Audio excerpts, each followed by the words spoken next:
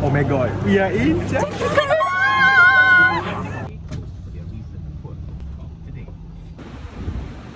Akhirnya. Baru aku perasan aku punya bahasa weh. Kau nak makan sini kejap. Sarapan.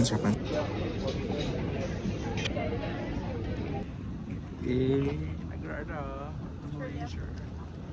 Tak payahlah senyum.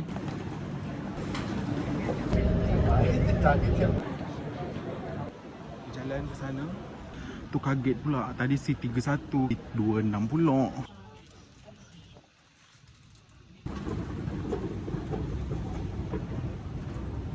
Jauh ya.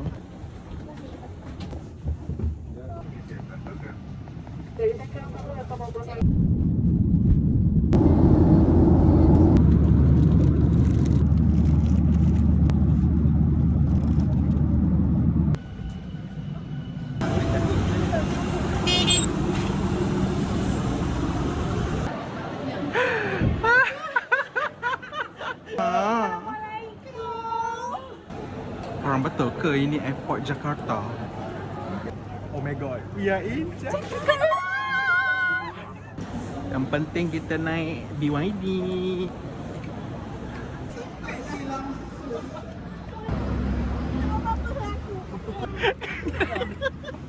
Salahnya. Okey je kan? Untuk mancing nasinya dari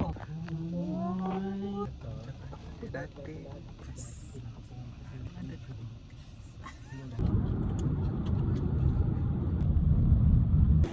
Kita makan pagi sore.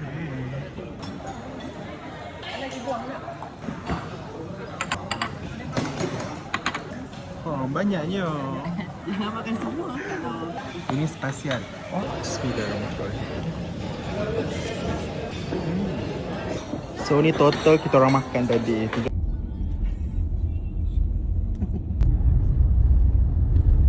Sekarang kita berada di by the sea. Apa ni? Wow.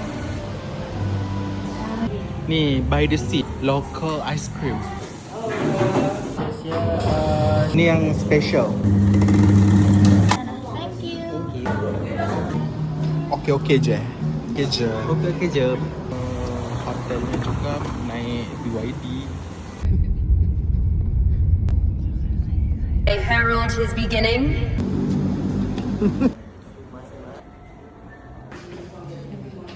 Dia dapur.